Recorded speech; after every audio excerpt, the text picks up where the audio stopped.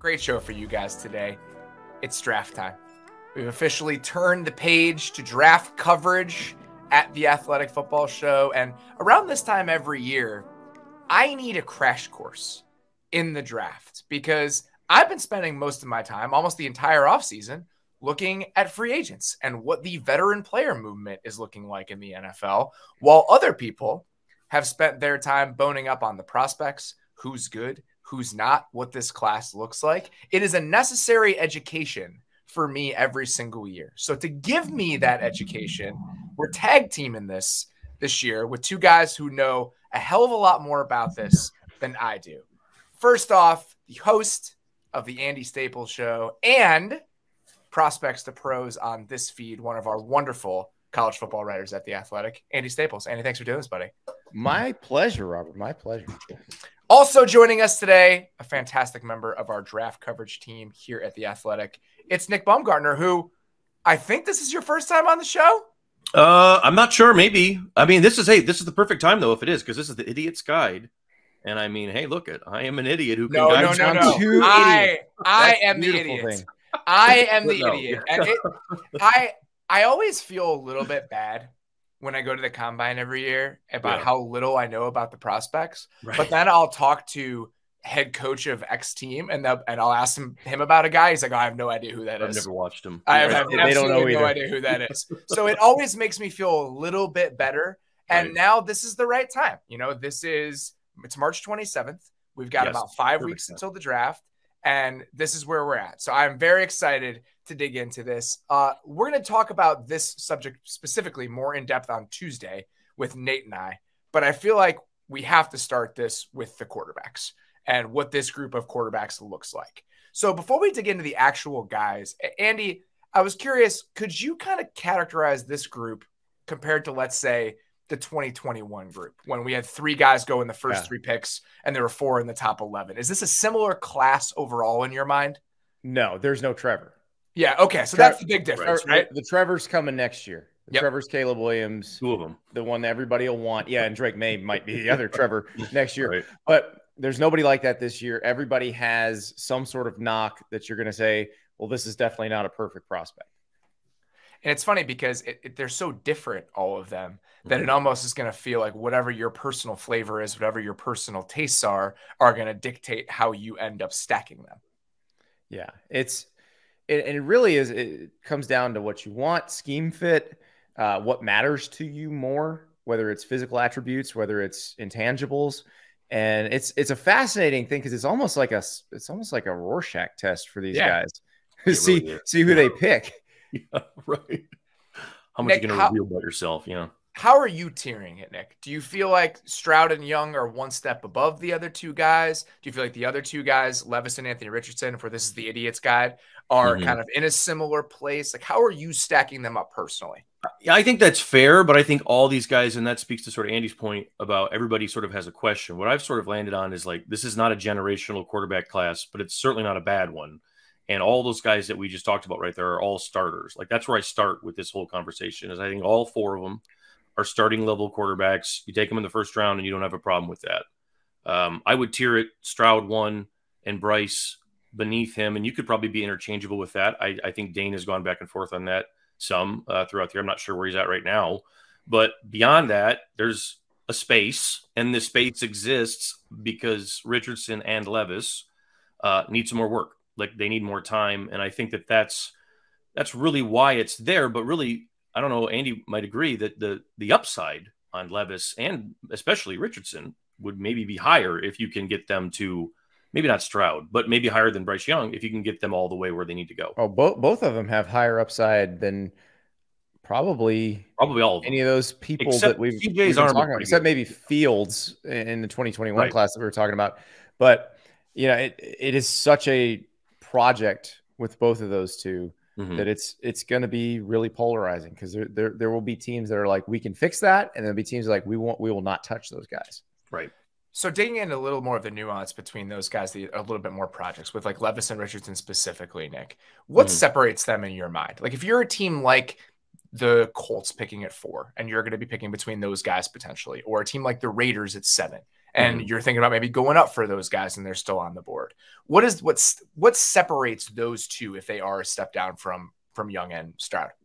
Yeah, what separates them would be in that if you're splitting the two of them, Richardson has got the potential to be, arguably the most unique talent in the league, at some point, if it all goes together, if you have the right environment for him, if you have the right fix for him. And I hate to say that because it sounds like Levis is nowhere near, isn't good enough, but Levis is also very athletic. He's in this, it's a similar conversation. If Richardson wasn't in this class, we'd be talking about Levis as the guy that has the physicals to be, that type of player. But Levis, the same way, has the same type of, physical, everything about his body, the way he moves, his arm, to be a dynamic weapon, but more so Richardson. And I think that's why he's been polarizing, but he's also been a guy that nobody stops talking about always, every single day. So, yeah. Richardson's the best collection of tools at quarterback since Cam. The video game. And he's actually a better athlete than better Cam in terms of raw athleticism. The difference is in 2010, Cam won the Heisman, dragged an Auburn team that was not all that great other than Cam to a national title and an undefeated record. And Anthony Richardson went 6-6 at Florida. So significant difference there. But I would say he didn't have everything around him either, though, Andy. I mean, the receiving core at Florida wasn't amazing. Let me tell you. All right, Nick Baumgardner. Let me give you a little trivia question here. I've thrown this out on Prospects to Pros a few times. Okay. Can you tell me how many combined starts the rest of the 2010 Auburn offense made in the NFL? Oh, no. It's going to be really low. 15? One.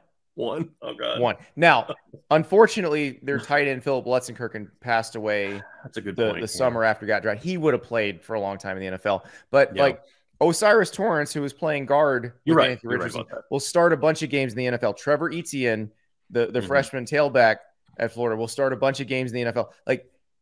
That's actually not the best. It's better than you. Yes. Yeah, for sure. I'm looking at the guys right now. Michael Dyer was the running back on that team. I can't believe Michael Dyer never found a home. He wasn't. I can. You know what happened to Arkansas State and all that? He that's right. Issues toward the end of college. That is right. Darvin Adams was the leading receiver. He had, I think, 52 catches that year for 963 yards. Emery Blake was the other big name receiver on that team. So I think the point stands for you there. Yeah, Andy. no, yeah. And I always love hearing your perspective on this, Andy, because as somebody who lives and breathes college football, you have such a unique look at what these guys were in college and then what they become as they get filtered through the pre-draft process.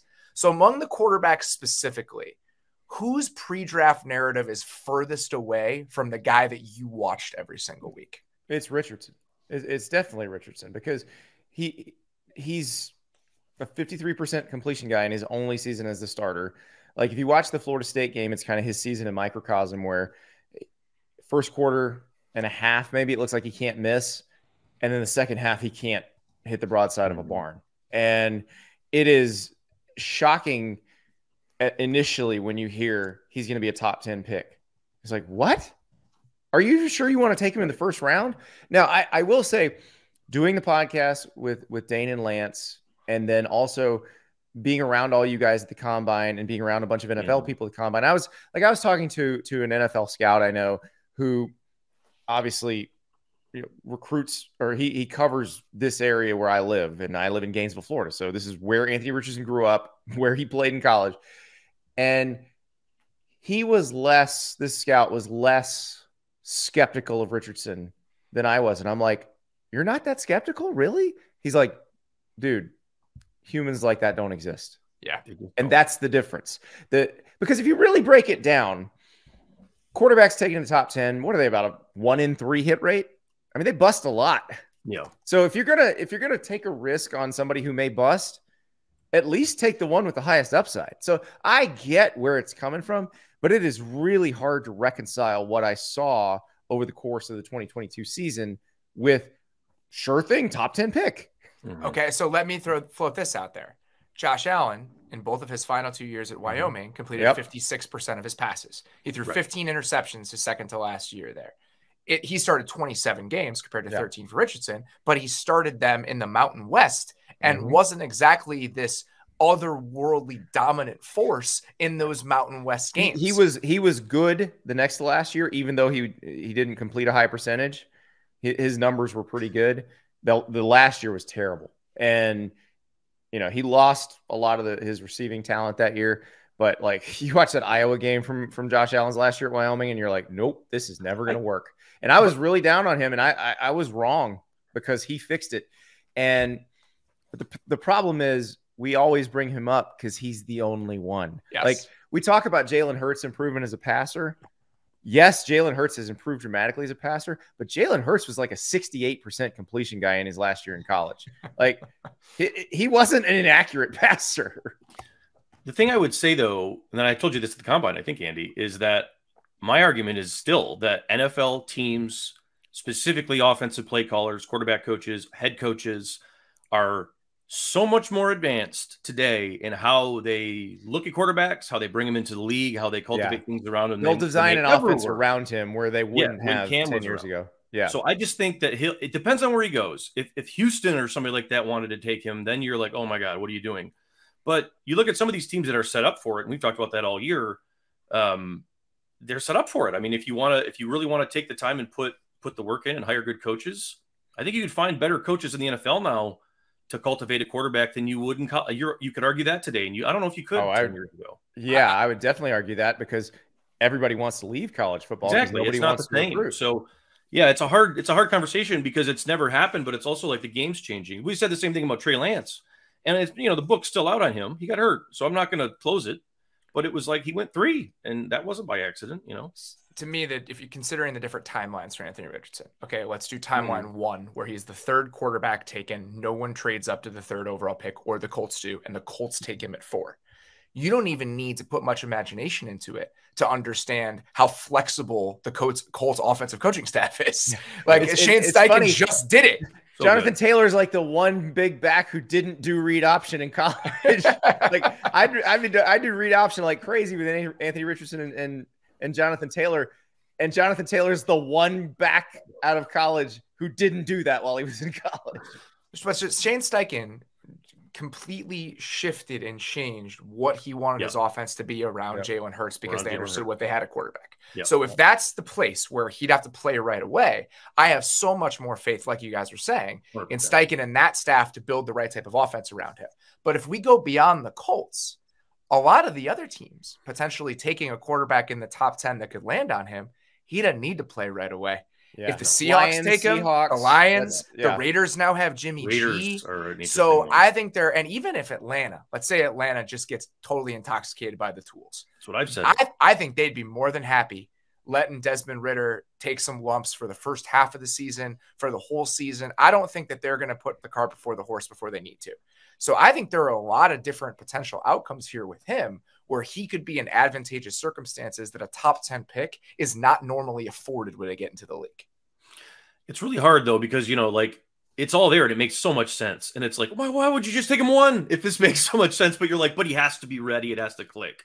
And that's the thing that Andy would always bring up, where it's like, well, you go back and watch every game. There's like, for every spectacular play he makes, there is something in there that you're like, what is he doing? Is he even playing football? And because the defenses are going to be better. Horrible. The defenses are going to be better and faster and more advanced. And the NFL. It depends on how much you want to dump on him and how much he can handle. And that's why I've said every time somebody asks me, it's like, it's just going to depend on how good your GM and scouting department are at really getting to the heart of who he is. And if your staff can handle the teaching of, what that means. And obviously Anthony's the furthest away from what he was in college. We're talking about him now. Do you feel like the discussion and the discourse around the other 3 guys is fairly aligned with the players that you watched in college? Levis is an interesting one because I don't know that Levis was particularly productive. He not near the level of CJ Stroud or Bryce Young. The difference with Levis, and this is why if I'm an NFL GM, I'm looking at this, is Levis operated an NFL offense both years as a starter at Kentucky. The Liam Cohen offense he operated his junior year is the Rams offense. Or a dumbed down version of it. Yeah. And volume was a little bit less. They had to change some things formationally because the hashes, but for the most part, a lot of it carries over. Right. Yeah. So I would be confident in him being able to quickly operate an NFL offense. Now, what he's got to convince people of is that he was way more hurt than people realized last year, which apparently he was. His foot injury was pretty bad. But he's tough. Teammates seem to like him a lot. He's got a lot of tools. Like Richardson. I mean, he just happened to come along the same draft as the most athletically gifted quarterback we've seen in decades. And Levis would be that guy if not for Richardson. We'd be like, whoa, this guy is huge and he's fast and he's got a big arm. And so that one, I think you can talk yourself into that. But I also could see him falling just because his ceiling doesn't seem as high as Richardson's. And you have some of the same questions. And he started for 2 years. It also feels like there aren't that many places that have like a severe urgency to draft a quarterback outside of the top 5. I think there are a lot of teams who might be interested in having that as a future plan. Again, the Raiders are one of them. Like, let's see what a team like the Vikings does if they like a guy. Like, there's probably some teams lurking out there. But similar to last year and why some of those guys fell is that I don't think there are that many teams that are like, we need to put a guy in that seat right now. Carolina is one of them. Houston is one of them. Probably the Colts. But I think after that, it becomes a little bit muddier. We had at some point, there's a line, right? Go ahead. Yeah. We had a conversation on prospects to pros, and Dane pointed out there's never been 4 top 10 QBs. 2021, it was 4 in the top 11. Yeah. There's never been 4 taken in the top 10. It's entirely possible there's a cut line that we're not seeing. Yeah. Right. Where 3 guys go and 1 guy drops into the 20s. And, and he gets picked up in kind of Jordan Love territory. Yeah. Which is probably fine for one of those 2 developmental guys. I think Levis is that guy. And that's what it seems like is more likely. I don't know if that happens, but my thought every time I talk about this with people is like, would you trade up for him? How much would you give up for him? I don't know. Like, I mean, maybe I'd wait and see. But if he's this toolsy, what's your concern? It's the same thing. Like Andy said, he's had more time than Richardson. And not every concern that you have with Richardson, because Levis's mistakes aren't as like extreme, but there's a volume of them and they're pretty consistent. And he was injured and he did have a bad, and Kentucky's offense last year wasn't exactly functioning the way it was the year prior. Yeah. So there's a lot of why didn't all that athleticism express itself? Also, why didn't he beat out Sean Clifford at Penn State? Now, perhaps you can go back to that too. Perhaps that's the Penn State coaching staff, but I always go back to the Mitchell Trubisky thing. Like Mitch Trubisky could not beat out Marquise Williams at North Carolina. That is not the second pick in the draft. It's just not. Like, that is a simple fact that should eliminate him from ever being a top 10 draft pick. But the Bears didn't see that. Didn't care. Let's go to the non-quarterbacks here. Nick, how would you kind of classify the top of this draft compared to the last couple drafts? You know, in 2021, even if we move beyond the quarterbacks, we just had like rock solid superstar potential guys at several different positions at the top of the draft. And you can correct me if I'm wrong, but it feels like at least, let's say in January, before things transpired, we were talking about Jalen Carter and Will Anderson that way. Is that the line to you? Do you think they belong in the conversations with the Kyle Pittses and the Jamar Chases? And is that where the cutoff is? Yes, I think that those are the 2 guys where we would say they have something that are close to generational traits and talents and what they've put on film, especially Will Anderson, of course, and Jalen too. And what we've seen from them in general and different types of different roles, different settings. I think both guys have their best football ahead of them, and both guys have played outstanding football behind them. So those are the 2, though. And that's the big point is it's like, because I've spent so much time looking at the Lions. I live here in Detroit, and like, they're at 6. So like, if things shake out the way they shake out and you're sitting at 6, you're like, well, now this is not the same. That's where the cliff kind of comes. And it's Tyree Wilson is a nice player, but he's not Jalen Carter. He's not Will Anderson. So I think that, or same thing with like a Gonzalez, if you wanted to go corner, I think there's a dip there, and it's. I disagree a little bit on Tyree Wilson because I think his ceiling is very high. You think as high as Will? No, he's not as polished as Will. He actually, if ceiling could be as high, ceiling could be as high because he's physically a different person. Very good, So I was going to ask you that, Andy, when you watch, because he's been mocked in the top 10 pretty much everywhere I've looked recently. And you look at, he had 7 sacks his final year at Texas Tech, but this is a guy who's 6'6", 275, 35-inch arms, and had some production.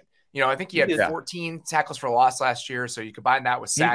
He got hurt and was playing hurt a lot of the year. Like, I just remember watching the TCU game last year, the Texas Tech TCU game, and TCU is obviously one of the hottest teams in the country, and everybody's like, "Well, are these guys gonna win the Big 12? Are they gonna go undefeated?" And Tyree Wilson was wrecking them for a while. So like, I was like, "Is he gonna beat these guys by himself?" When you watched him, you saw a top 10 pick in your mind. Yeah. Okay. And you could see that against Texas and against some other teams.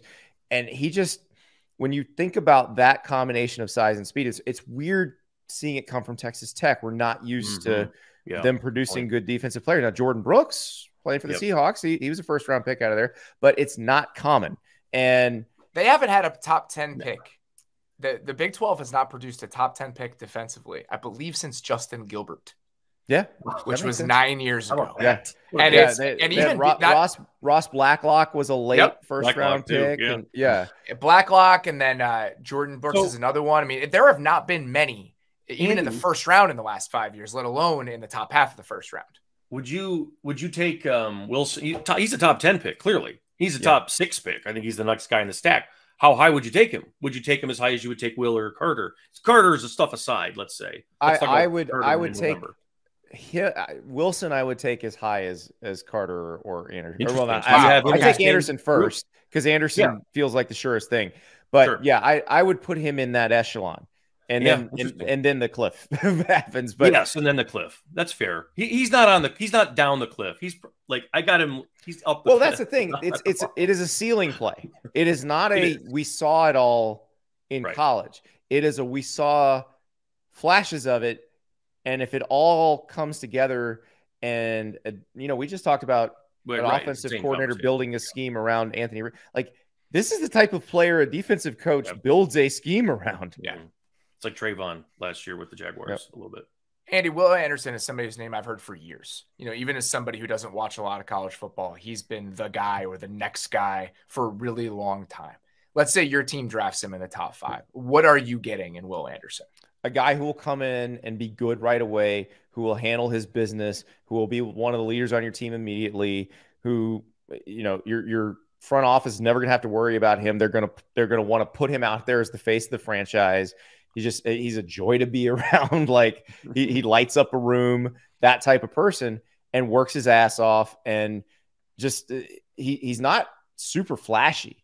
He's just, now he is twitchy, athletic, bendy, all that, but he's not crazy huge, crazy fast. He's just play after play after play. Now, he didn't have as good of a season this past year.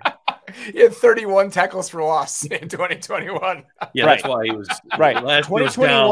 2021 was insane Derek Thomas type numbers. Oh my God. I didn't realize that. That's unbelievable. Because people are like, oh, Will Anderson fell off. No. He just didn't go to the moon like he did the year before. That's unbelievable. So he's awesome. I'm curious, play style wise, like, who does he remind you of? I know comps are tough, but like the way he moves, what he looks like give me an idea of what sort of player we're getting on field in terms of like when I look at him. Yeah, it's such a great question because I think there's so much more we haven't probably seen from him yet. Like one thing, like Hutchinson last year was a guy that not many knew he could drop and cover and run around in space. And I think Will is probably a guy that we could see do some of that as well. He's not the same type of player, but I think the versatility of being a guy who never leaves the field, and that's what I talk about a lot. You could be a 3-down defensive lineman in the NFL who has value on 1st and 10, 3rd and long, 2nd and short, every down. If you have value and you never leave the field, you're really good. And like that, to me, is Will Anderson. Like, he's the definition of that. That's what Aiden Hutchinson was in a different package. And to me, that's what Will Anderson is. He's also really relentless, and most of the time that works well. Sometimes when he's not playing as well, he can get frustrated. Like in the Texas game, there's a very uncharacteristic late hit penalty on him because you could tell he was not having the game he wanted, and it was just like But it's almost always a mistake of caring or effort, which you can live with. And he had more snaps kind of as like a 4-eye on the interior, doing some dirty work than it might seem for a guy talked about. Alabama is not a program that cares about people racking up big sack numbers or anything like that. They've never cared about that. So but if you do the work there, stands out, does it not? Exactly. And look, he's scheme versatile because he is so twitchy and so bendy. So if you're an even front team, you can find a way to, I mean, you could play, you're going to play him on the edge, but if you're an odd front team, you can slide him down as a 4-eye, or you could have him as a 5, or you can do a bunch of different things with him. You can drop him. I wouldn't worry about dropping him. I think that would work because he is that good of an athlete. Yeah. Talking about Jalen Carter and Nick, most of what I know about Jalen Carter, because again, I'm not knee deep into this in November and December, is the stuff that's come out over the last couple weeks or so, or the last month or so. So I'm curious, like, just how dominant was he? Because as someone who hasn't seen a lot of them, what I've heard is most of what's happened since the season ended. Right. Yeah. It's important to know because you actually have to, if you went back even further, and Andy will be able to talk about this too, like on that crazy Georgia defense the year before, the first of this back-to-back, many people who thought watching back then that Jalen was the best guy in that group, or at least the most explosive. He was the best individual player of that team, in that whole group, which had the #1 pick in the draft. Yeah, and they were crazy. And other first rounders on the Jordan Davis. You know, I mean, he stood out. Devontae Wyatt was a first rounder too. Yeah. That's my first, like, he stood out next to Jordan Davis with the explosion and the getting off the ball, and just he runs around like one of my favorites of last year, I think, is one where he actually just drops and spies, I think against Mississippi State. Guy rolls out and he just chases him down like a defensive end, and you forget for a second that he's as big as he is. He can defend the run. It's everything. He can do everything inside that you want a guy to do, and do it. Against Alabama in 2021, there were a couple times where they had him spying Bryce Young. Yeah. As a defensive tackle. A guy that big. That's crazy. And he's got those feet that just, you know, there's not a spot in any trench area on either side of the ball that he couldn't play. That's the type of athlete Jalen Carter is. Yeah. Now, are you going to get, is he going to give you the same effort every down? Probably not. But no. But how many interior defensive linemen do that? Yeah. If we're being honest here. That's a good question.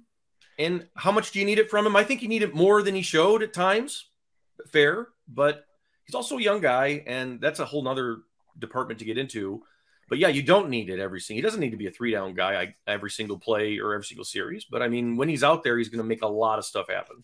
So let's get into that department, because when I was talking to somebody in the fall about him for the first time, the first thing I heard is that there were some personality concerns. And this is before anything came out of the combine. This is probably in October or November.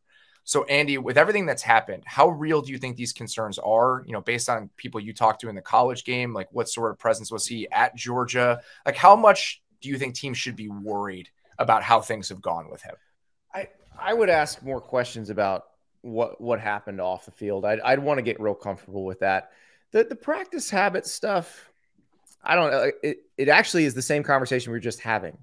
The play in, play out effort stuff, which I'm sorry, big defensive linemen are different. Like, especially that good, man. It doesn't always work the same way. So that part I'm not as concerned about. I would want to get comfortable. Like, why are you racing in the middle of the night?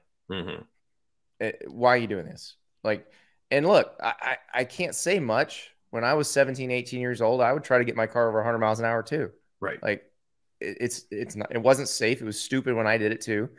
And so I can't say don't draft this guy, because I mean, there's a lot of people who've done stuff like that, but you do need to dig a little deeper into choices, decision making, that sort of thing, because you want to make. I mean, look, the point of all this is making sure he's available to you, and is he going to make a decision that makes him unavailable to you? That's where you got to get comfortable with it.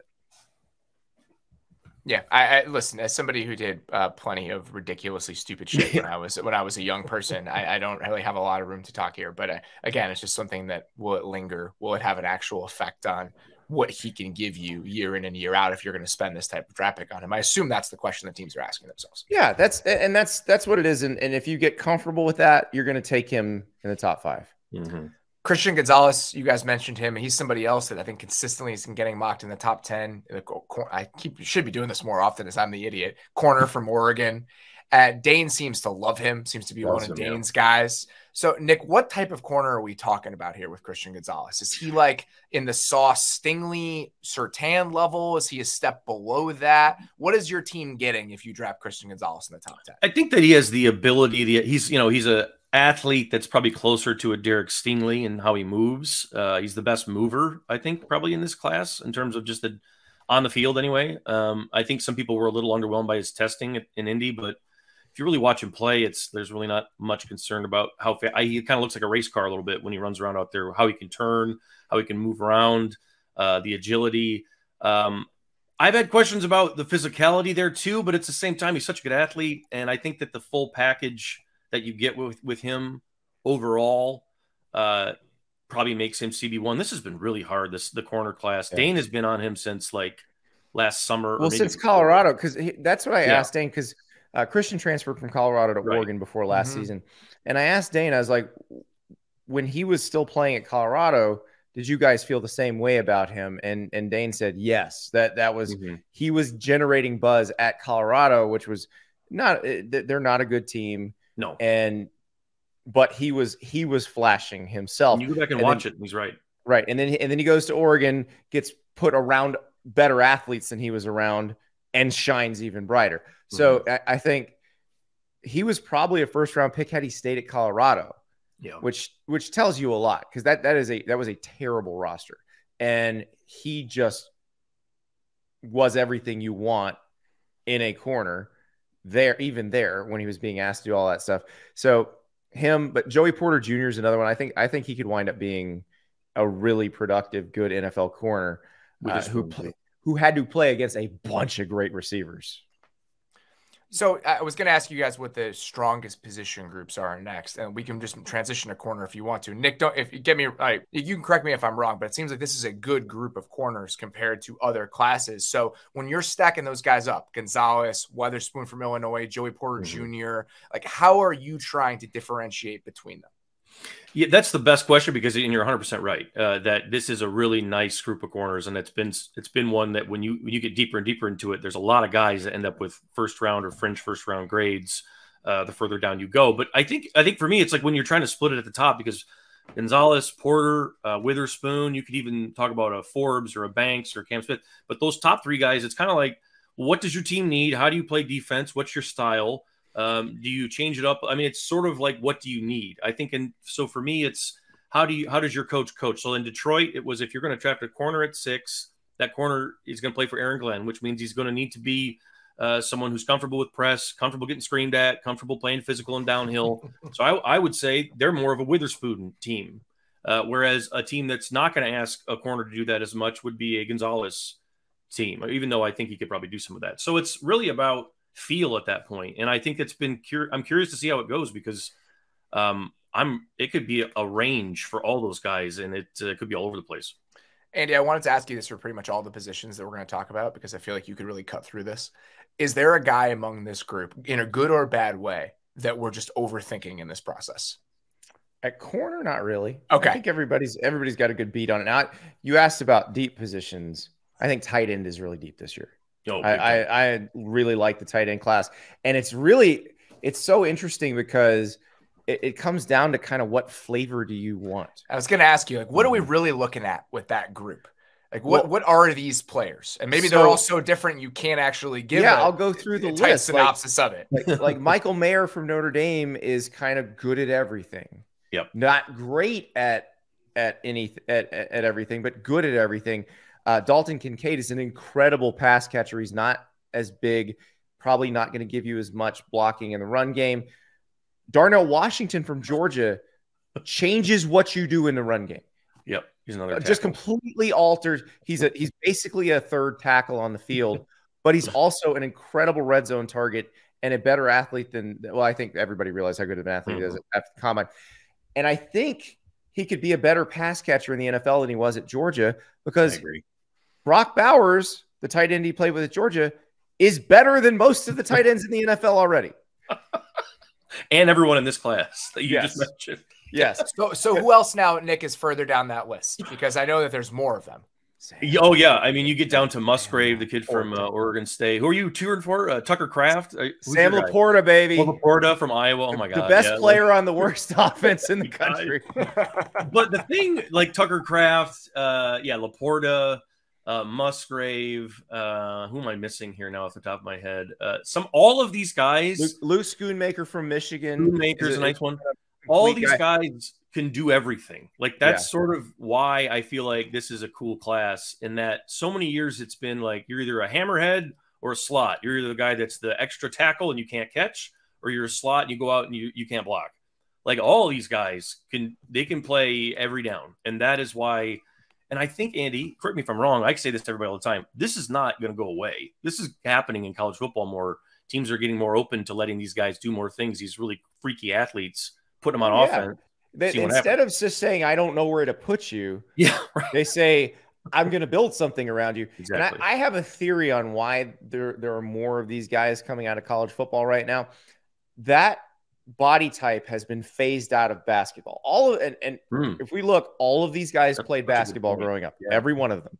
Yep. The 6'5", 6'6", 260-pound guy used to have a place in college basketball. That used to be your 4. That doesn't exist anymore because the 4s are now 6'8" and 230 pounds, and they can shoot. Yep. Right. And you better be able to handle, and you better be able to make 3-pointers. Really yeah. Like, so that position is being phased out of basketball. So those guys have to go somewhere. Well, they're incredibly valuable in football, and I think football coaches are taking advantage of it. Mm-hmm. It's interesting too, because if this is considered a down receiver class, which you guys can correct me if I'm wrong on that or push back on that, but I think that's been the characterization, is that there aren't that many high-end guys that there have been in years past. I think the teams around the league are looking at pass catching options as more of a holistic thing now, where, all right, we're sitting there with the 20th pick in the draft. We need a difference maker.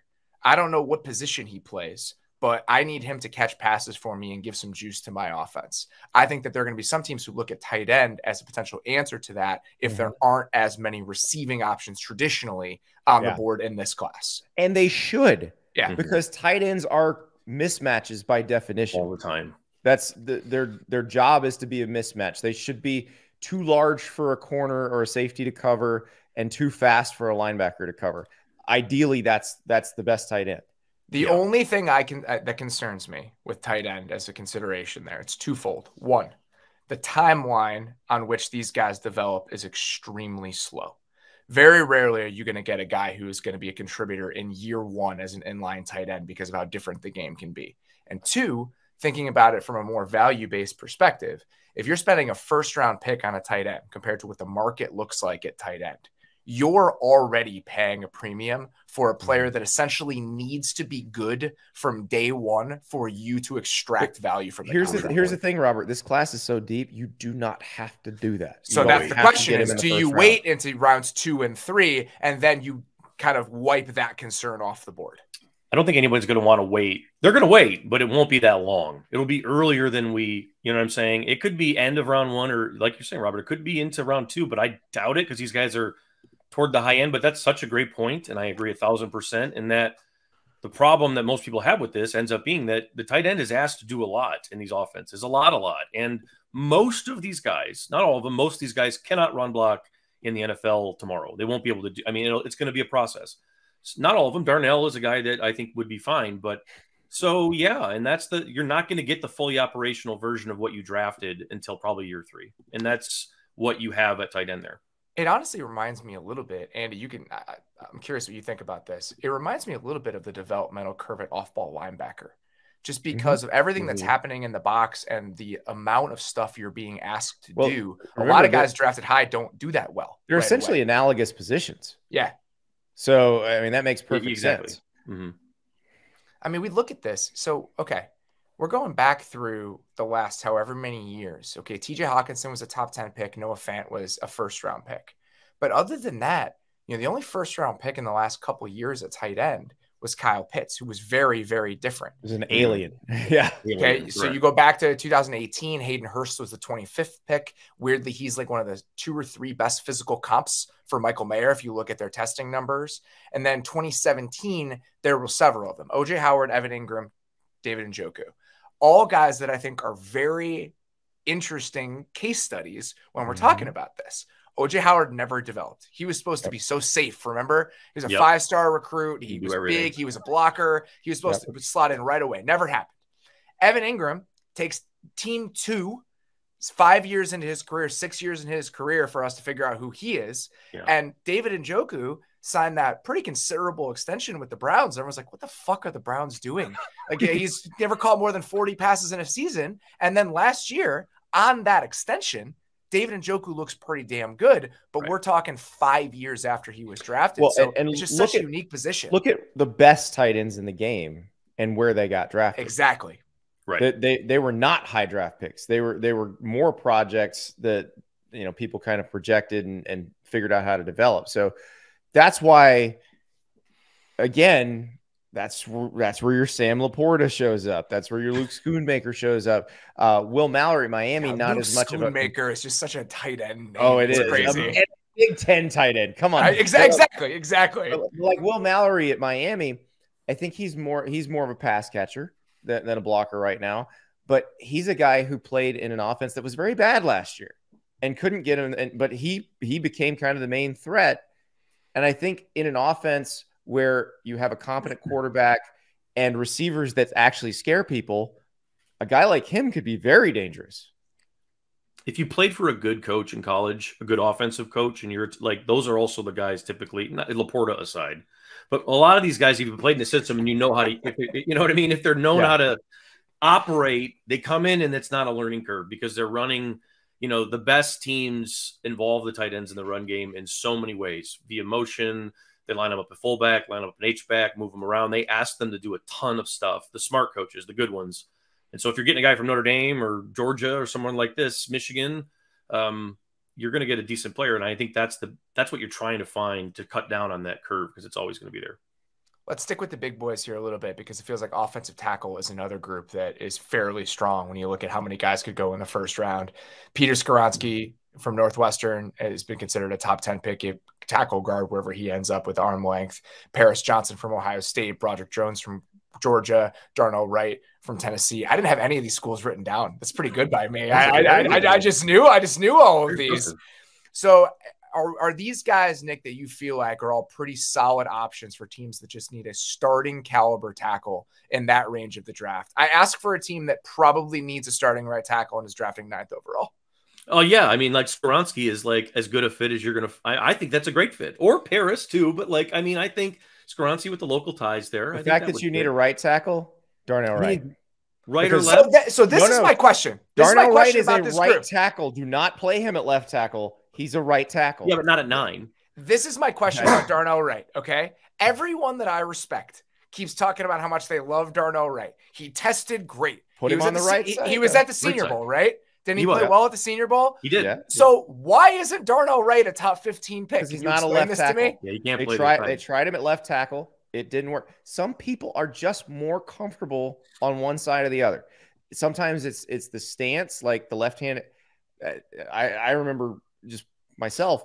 I hated playing out of a left-handed stance. Yeah, I never could. It feels wrong. And so, like Darnell Wright, they tried him at left tackle at Tennessee. He wasn't what they wanted him to be. He was great at right tackle. Some people are just great on one side of the ball. Yeah. And he can play guard a little bit too if you needed him to. I think that's versatility there with him. Oh, but the other thing though, with Skoronski, Paris, those guys could play right or left, or they can play inside. Like there's the versatility.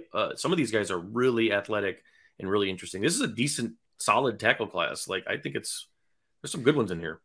Yeah. Is there anybody outside? Go ahead. Dave. The Skoronski thing, I know I get the arm length thing, but he plays well against really good competition. I'm not worried about him. Yeah. We just did this with Slater, and Skoronski is, I believe, stronger than he was when he came out. I think that's what they say.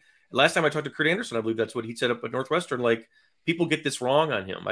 We just did this with Rashawn Slater. I mean, but people have their whatever, but I think he's going to be a really good player. I don't think you can argue much with that.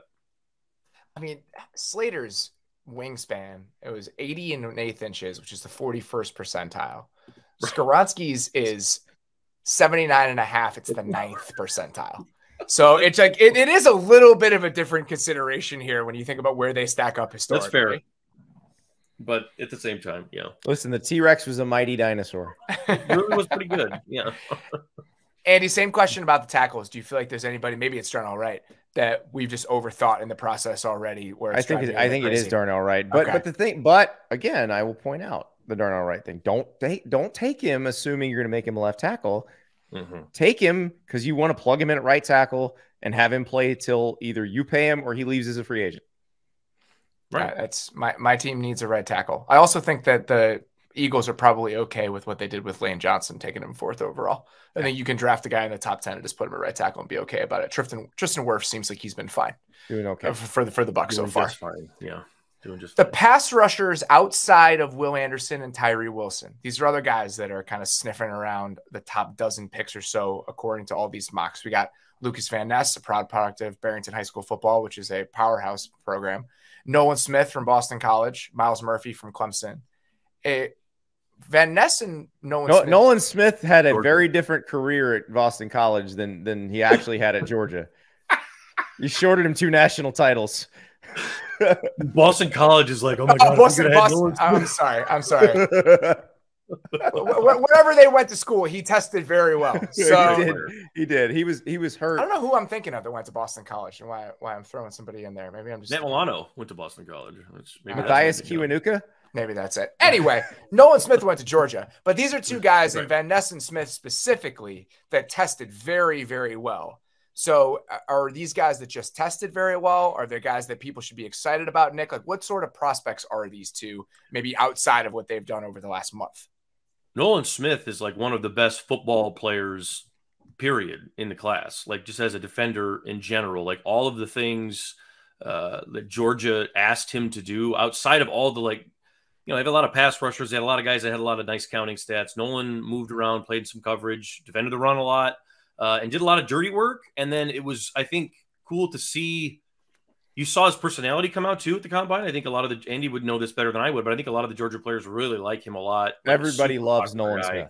Loves him. Just a great dude, and he could be one that goes way higher than people realize because people might saw why he was the number 1 overall recruit in his class. He was interesting. Okay, he was big time, and I think one thing with Georgia that makes it tough to evaluate is Georgia asks a lot of really good athletes to do a lot of things that usually great athletes are not asked to do. The dirty work guys get asked to, but Georgia, they're all great athletes, so somebody has to do the dirty work. And they're not, again, they're not going to scheme up a guy to have massive sack numbers. That's just not what they do. And so it's hard to tell with Nolan Smith, like if you put him in a different kind of defense where he's just going to come screaming off the edge with that speed, is he going to put up big number? Like, we don't know because he wasn't asked to do that. It's the same with Trayvon Walker last year. Going to the Jags. Didn't do much as a pass rusher last year. Right. But he's not now different types of people, bigger person, different position. But so you just don't know exactly where he fits. I think that's the case of if you're taking Nolan Smith high, you need to have a very good plan for him. You need to know exactly how you want to fit him in your defense and, to take advantage of all those athletic traits. But I think he seems like a willing person in terms of coachability, in terms of just, hey, whatever you need me to do, I'm going to do it. So I like that. Yeah. I would also say have an open, him and Van Ness would be both guys that you need to plan for, but also guys that you'd want whoever you are drafting there, you'd want your coordinator to have an open mind. Because I think that both those guys could become something that, again, like I don't think we've seen their best football yet. I think Van Ness, especially with not just because of limited reps, but I mean, we've seen him limited reps go inside and just abuse guards. And then we've seen him go out and just wear tackles out. And he's a hockey player for crying out loud. Like, I mean, we don't know what these guys could be. And I think so you got to have a role for them because they're still learning in some ways, but you got to also have an open mind. So when they're ready to go and change, you need to be ready to do that with them. God, Nolan Smith at that size and just like being really toolsy and like we'll bring him along a little bit slowly. I just imagine him being dropped in with Philly with the 10th pick. Yeah, just like, all right, here you go. It's crazy for me because Nolan had a good college career. He did, but he actually didn't live up to his recruiting hype. So, no, but like I think he did because he won 2 national titles, and he was like the straw that stirred the drink on the team. Yeah, I mean, I don't know. In a backdoor way. Was he? Yeah, he probably was the straw. The problem was he got hurt this year, so he didn't play at the end of the season. But no, I mean, Nolan's a guy I think I would want on my roster. Absolutely, just because he's gonna be a great chemistry guy, and he seems very willing with all that athleticism to do whatever you ask him to do. Whatever you want. Yeah, you'll go to fight with him for sure. So positions that maybe, again, aren't as strong in this class, the receiving options, the wide receiving options, this isn't a group where there's going to be multiple guys in the top 10 or maybe even the top half of the first round. Jackson Smith and Jigba, Zay Flowers, he went to Boston College. There you go. Quentin Johnston from TCU. Andy, which of these guys, even if they're not drafted outside the top 10, do you see being really productive players if dropped into the right offense? Quentin Johnston, big, fast, smooth, I apply my Tyler Lockett theorem to him. So when Tyler Lockett played at Kansas State, I had this epiphany. Like, there's certain guys that the defense knows that they're getting the ball, that they will be force-fed the ball. And there's not a lot around them. So you can really scheme them up. And still they produce. Game after game after game after game. That's what Lockett did at K-State. Now, Johnston is a much more dynamic athlete version of that, a much bigger. And listen, he was the threat in the passing game for TCU last year. That's all they had. And nobody could stop him. Yep. Nobody. So that tells me that you put him with more talented teammates around him, so the defense can focus less on him. That's going to be a problem. Do you think we've been unfairly pessimistic about this group, Nick? Yes, I do. Because I think I keep calling it the island of misfit toys. It's like they're all oddly shaped. They're all different. They're all a little bit, like Jackson Smith and Jigba is such a great example because he's not a burner in the way that we would typically see. But you watch him run, even at the combine, you can watch him run drills and you can see what kind of an athlete this guy is. They're all a little different, and they all just have little things maybe that you wouldn't quite like about them traditionally, but they all are productive. They all know how to play. All these guys that we've talked about, like I agree with Andy. Johnston is the guy with the highest whoa in the class, but like Jackson is going to fall, and somebody's going to get like one of the best route runners we have seen in a long time, and he was that as a freshman. He was that as a freshman in college, which is nuts. And I mean, I think people Jackson is so smooth. Yeah, because I mean, it's one of those things where Olave and Chris Olave and Garrett Wilson were great receivers, and they were like, "Oh, this guy who's younger than us, he's better. He's better than us." And then there's this other guy who's younger than him, who's even better, Marvin Harris Jr. So the consideration there, right? And having watched CJ Stroud a little bit as I've started preparing for this, Marvin Harrison Jr. is just ridiculous. Oh my God. But he's somebody that profiles as that like true number one superstar type player. Right. Yeah. The question with Jackson Smith and Jigba is he going to only play inside? And if he only plays inside, what is the cap on the sort of impact he can have on an NFL offense? Right or wrong, it seems like that's the conversation that's probably going to happen. It's fair because I think, and that's why it's going to hurt him that he didn't play last year, because you can be that guy like a Hines Ward, Amon-Ra St. Brown here in Detroit. I mean, he's a Z. He plays some outside, but he's a super physical, willing to block and willing to do everything.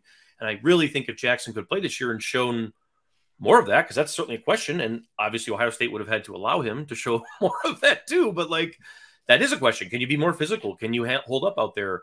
And if you're only going to be inside, there are terrific athletes in the NFL that can take away a lot of what you do. So that becomes the number one sort of question with him. Yes. All right. Let's have the Bijan Robinson conversation because yeah, I'm ready for another month and a half here of running back value discourse that I've somehow managed to avoid for the last like 2 years. Andy, who are we talking about here? Like, what sort of prospect are we talking about? Not as dynamic or, well, dynamic's the wrong word. He is as dynamic as Saquon. I don't know that he is as high end as Saquon. Yeah, in terms of everything he can do. Yeah, but he is probably the best, most complete running back prospect since Saquon, and I like him a lot. I am the same as everybody else when it comes to running backs in the first round. I have a general rule of thumb. If you don't feel like you could play that person at slot receiver for an entire game, do not draft them in the first round. Yeah. I feel like that's a good general rule to live by. Now, Bijan passes that test. You could do it. He could definitely do it. And he's going to be real dynamic for you, and you're going to get him on a rookie contract. Like I can live with him going in the first round. Where would you take him, Nick? I would take him somewhere near the middle of the first round. I wouldn't be surprised if he goes in the top 15. It's not going to show. I mean, I think the beat writers did their mock the other day, and he fell to 26th, and I thought that was too low for him. I think Dane had him. I don't know where Dane had him, but it was certainly higher than that. I think it's just a matter of needs and circumstance. Yeah, it's what you want and how comfortable you are and how ready you are to go get it. Because like Andy said, you're getting him on a rookie deal, and the minute Bijan walks in the door, the clock ticks right now on what you have for him. So, you know, the Cowboys did it right with Zeke. They got the full 10,000 yards out of him, and now he's moving on and whatever. Like, you can do that with Bijan, but you better be ready to go when he walks in the door. No messing around for 2 years and waiting. Otherwise, you're just wasting a great talent. All right, let's say he falls to 15, okay? Mm-hmm. The guy who was drafted 15th last year was Kenyon Green, the guard from the Texans. Right. He signed a 4-year, $16 million contract. That's pretty much what Jamal Williams just signed to go play for the Saints. Correct. So I understand that you're paying a premium for a guy at that position where the market is depressed, and you could probably find one for a lot cheaper later that is, let's say, 70% as good. You can't find somebody who does all the things he does. And maybe that's the argument. So are we maybe overstating it? And again, because this is this similar consideration to tight end, based on what you're paying the guy, he's got to be a plus player immediately for you to get value about where. And I think he would be. I don't think you need to worry about Bijan on that front. Right. I think he can plug in right away and be dynamic for you. That's not going to be a problem as long as he's healthy. He's going to, you could have a Travis Etienne situation where he gets hurt in the preseason of his first year and wipes it out. Travis Etienne was really good last year though, and he was so fantastic. You're looking at what Travis Etienne was last season. It's like, okay, like you're stacking that up to other contracts. And top Travis 5 is a lot. The Ezekiel Elliott thing is a lot, but if you're taking him in the middle of the first round, perfect. I have no problem with that. None at all. Yeah. And Travis is the same guy Andy was talking about. Like, could he play slot for a game? Yes. So you're okay but Travis just in his last year at Clemson kind of turned into that out of necessity. Right. Bijan was that guy from the moment he set foot on campus at Texas. Amazing player. Yeah, I think there are definitely considerations about where you're finding premium positions, whether you can create excess value from that draft pick. And this is the argument that I think does have a lot of weight to it. Let's say you draft a pass rusher at 15, whoever it ends up being. Let's say Nolan Smith falls to 15. Mm-hmm. If you draft Nolan Smith and he's on that 4-year, $16 million deal that Kenyon Green or Bijan would be on, what you need out of Nolan Smith to make him worth that deal compared to the market isn't that much. You need him to be a rotational pass rusher where you immediately need Bijan to be that plus player. So there's just more to be risk. Your number one back immediately. Yes. So, and I get that. And I think that there is risk in that, but I also think that if that guy can become the sort of player that we're talking about, it's not like the Zeke thing where you're paying him like the 3rd best running back in the league immediately if you take him in the first half of the first round. Right. And Zeke was hot. I don't think Bijan's a top 10 pick in this draft. Like, that's too high. I don't know if we'll see that again.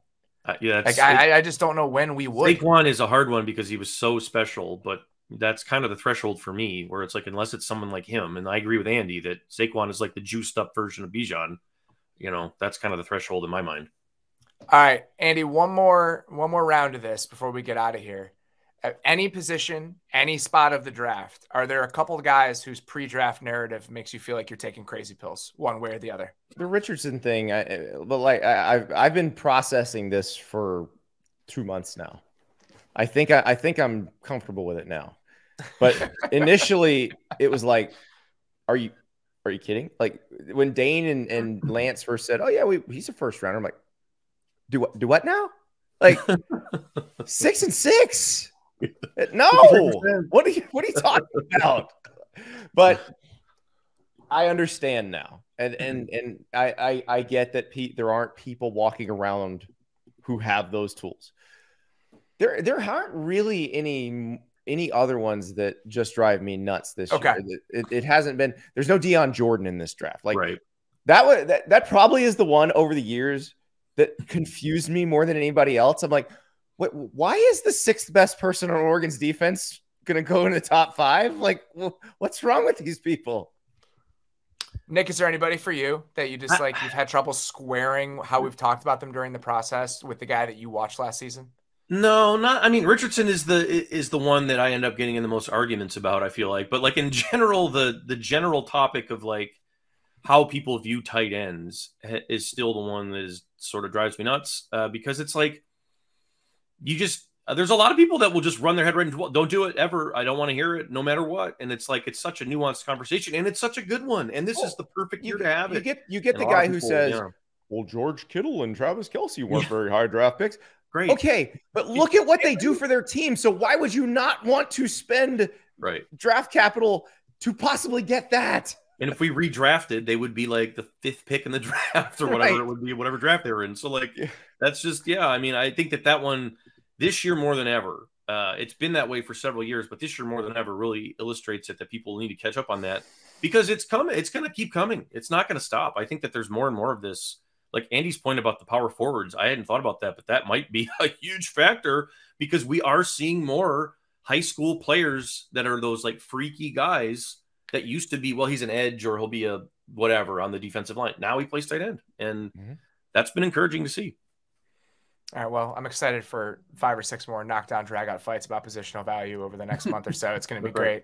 Gentlemen, thank you very much for humoring me and for letting me get my toes in the water here about this subject because I love the draft. I just come to it a little bit late. So this is a great way to kick it off. Absolutely. Well, we are the 2 idiots that you needed for this idiot's guide. So I appreciate you thinking of us.